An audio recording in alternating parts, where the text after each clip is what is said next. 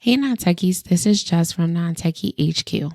In today's tutorial, we will go over how to add business information to Wix. First, log into your Wix site.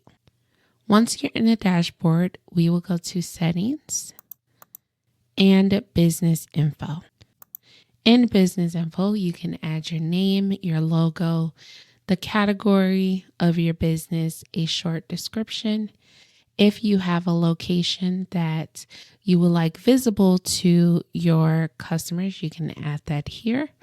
And your contact information, including email, your phone number, and a fax number. By default, based on where you are when you started this account, it will set your time zone. If you needed to add a second location, you can click Add a Second Location after you have added your initial location information. Once you have added all of your information here, then you'll click Save. And that will save your business information to your Wix site.